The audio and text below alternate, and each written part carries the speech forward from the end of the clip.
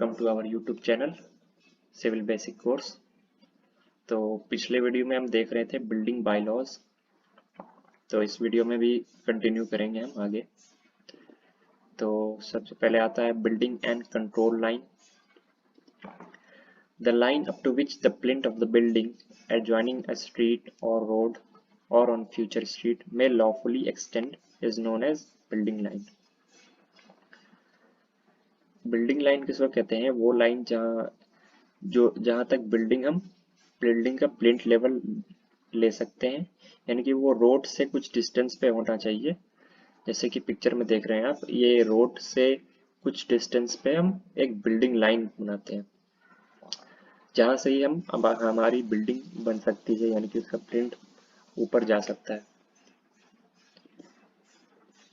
Building such as cinema, factories, commercial center which attract large number of vehicle should be set back distance apart from the building line.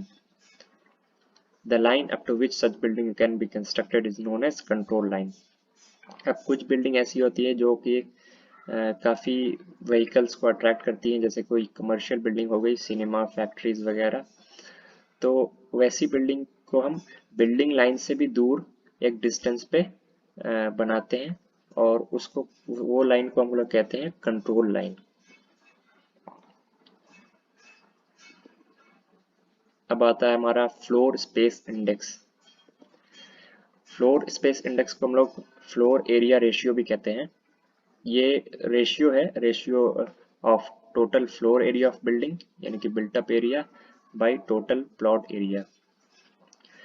क्या floor space index क्या है? Ratio है हमारा, जैसे floor का जो total building का जो फ्लोर एरिया होता है और टोटल जो प्लॉट का एरिया हुआ, ये दोनों के रेशियो को कहते हैं हम लोग फ्लोर स्पेस इंडेक्स। इसका फॉर्मूला हो जाएगा टोटल फ्लोर एरिया, यानी कि floor space covered in all floor divided by area of the plot. Picture में भी आप देख सके हैं, ये बिल्डिंग का फ्लोर एरिया हो गया और नीचे प्लॉट का एरिया हो गया टोटल।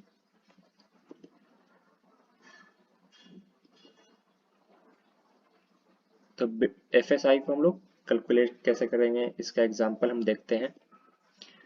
तो मान लीजिए आपके पास एक लैंड है 8000 स्क्वायर फीट का, और आपको उस लैंड पे एक बिल्डिंग कंस्ट्रक्ट करनी है। तो सबसे पहले तो आप ये देखेंगे कि किस टाइप की बिल्डिंग है, रेसिडेंशियल है, कमर्शियल है, या किस तरह की है, क्योंकि हर अलग अलग बिल्डिंग के लिए अलग अलग FSI होता है। तो मान लीजिए आपके बिल्डिंग के टाइप के लिए FSI 1.5 है। तो टोटल फ्लोर एरिया कितना हम बना सकते हैं उसको कैसे निकालेंगे? हम टोटल प्लॉट एरिया को हम मल्टीप्लाई कर देंगे फ्लोर स्पेस इंडेक्स से, तो हमें मिल जाएगा 12000 square feet of floor covered area on your land. यानी कि हम उस प्लॉट में जो भी बिल्डिंग बनाएंगे उसमें फ्लोर एरिया मैक्सिमम कितना ले सकते हैं? 12000 स्क्वायर फीट। तो दो तरीके से हम बना सकते हैं अपनी बिल्डिंग, या तो 3 फ्लोर बना दे 4000 स्क्वायर फीट की, या फिर 2 फ्लोर बना दे 6000 स्क्वायर फीट की, और इसमें हम बाकी म्युनिसिपल रूल को कोई इफेक्ट भी नहीं होगा। हमें मिनिमम प्लॉट एक्सटेंड एरिया भी मिल जाएगा, फ्रंट साइड, बैक साइड, और सेटबैक डिस्टेंस भी मिल जाएगा, और पार्किंग स्पेस भी मिल जाएगी।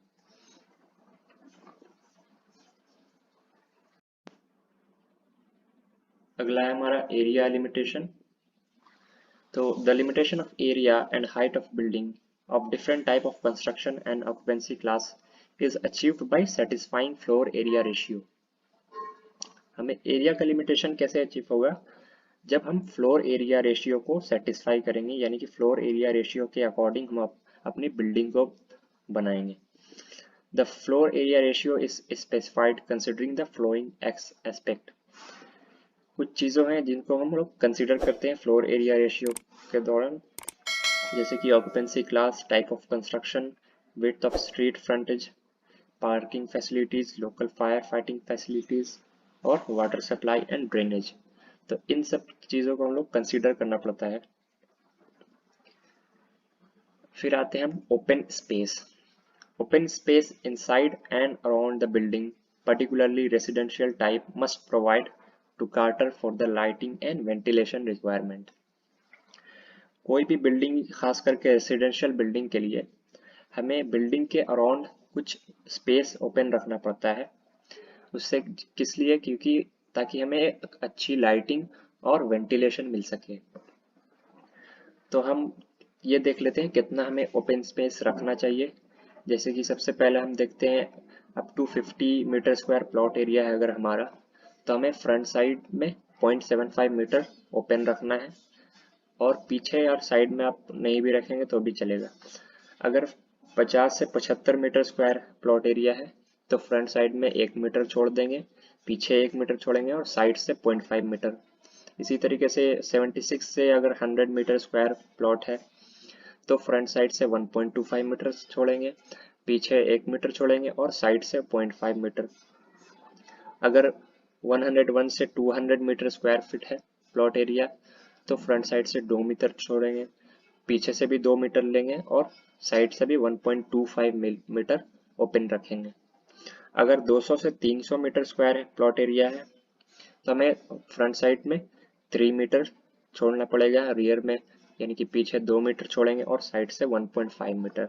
इससे क्या होता है, हमें वेंटिलेशन और लाइटिंग वगैरह तो अच्छा हो ही जाता है, साथ ही साथ पार्किंग स्पेस भी मिल जाती है। अब देखते हैं प्लिंथ हाइट। प्लिंथ हाइट किसको कहेंगे? जैसे ग्राउंड लेवल से प्लिंथ लेवल के बीच का जो हाइट हुआ, जैसे पिक्चर में आप देख रहे हैं, इसको कहेंगे हम प्लिंथ हाइट। प्लिंथ हाइट कितनी होनी चाहिए? The height of plinth shall not be less than 450 millimetre by ground level. Ground level से कम 450 मिलीमीटर होनी चाहिए प्लिंथ की height. Minimum height of 600 millimetre is best from drainage और अदर कंसिडरेशन। यानी कि ड्रेनेज और बाकी चीज़ों को कंसिडर करेंगे तो हमें बेस्ट हाइट जो देनी चाहिए वो 600 मिलीमीटर देनी चाहिए प्लिंथ की। It is minimum 900 millimetre in water lock soil. Water lock soil बोले तो काफ़ी वेट सॉइल, यानी कि आपका जो लैंड है वहाँ की जो सॉइल है वो काफ़ी वेट है, यानी गीली है, पानी का लेवल उसमें ज़्यादा है, तो ऐसे में हम प्लिंथ हाइट देंगे 900 मिलीमीटर। अब देखते हैं मेज़ानिन फ्लोर। मेज़ानिन फ्लोर किसको कहते हैं? कोई दो लेवल के बीच में, दो फ्लोर के बीच में हम एक इंटरमीडिएट फ्लोर देते हैं जिसको कहते हैं हम लोग मेज़ानिन फ्लोर। ये ज़्यादातर आपने देखा होगा लिविंग रूम में दिया जाता है। तो इसका जो मिनिमम हाइट होना चाहिए, the minimum height of mezzanine floor shall be 2.2 metre, यानी कि मिनिमम हाइट कितनी होनी चाहिए? 2.2 मीटर होनी चाहिए। The minimum size of the mezzanine floor, if it is to be used as a living room, shall not be less than 9.5 metre square. अगर ये living room में दे रहे हैं तो इसका जो मिनिमम साइज होना चाहिए इस फ्लोर का वो कम से कम 9.5 मीटर स्क्वायर का होना चाहिए। The total area of such mezzanine floor in a building shall in no case exceed 1/3 of the plinth area of building। तो किसी भी बिल्डिंग का जो मेज़ानिन फ्लोर का एरिया है वो प्लिंथ एरिया के 1/3 से ज़्यादा नहीं होना चाहिए। यानी कि प्लिंथ एरिया अगर 90 मीटर स्क्वायर है तो 30 मीटर स्क्वायर से ज़्यादा हम मेज़ानिन फ्लोर नहीं दे सकते।